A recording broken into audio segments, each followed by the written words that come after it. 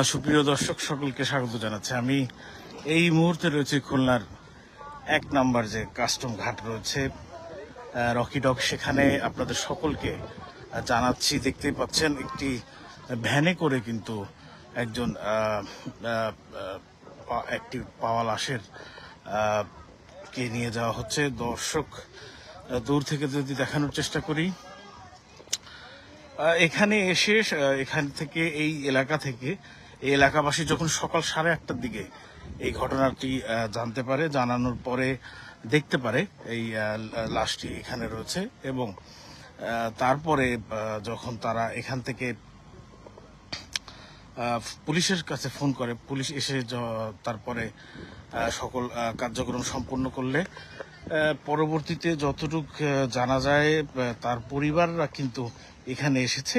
এই বিষয়কে কেন্দ্র করে যতটুক জানা গিয়েছে, 1 তারিখে এই যে পাওয়া লাশের যে স্বজনরা যতটুকু বলল, 1 তারিখে উনি গোসল করতে আসেন, এবং গোসল করতে আসলে তারপরে তার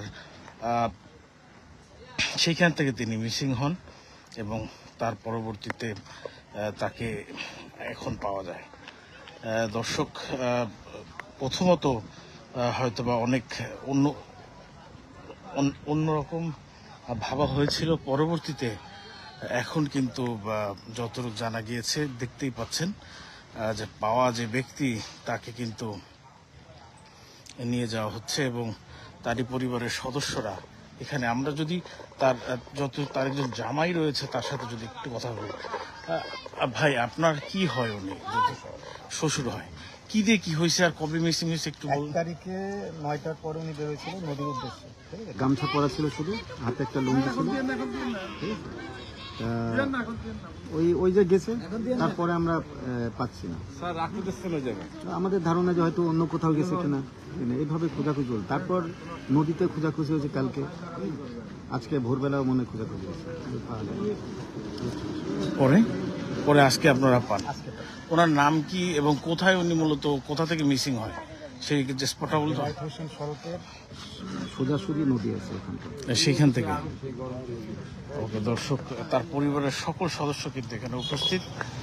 প্রথমে ধারণা করা হচ্ছিল যে হয়তোবা এই যে নদীতে পাওয়া লাশ ক্রমশ পাওয়া যায়, পরবর্তীতে কিছুটা তাদের কাছ থেকে শোনার পরে এখন অনেকটা জানা যাচ্ছে যে তিনি বেশ বয়স্ক এবং প্রতিদিনই তার নদীতে গোসল করার অভ্যাস ছিল।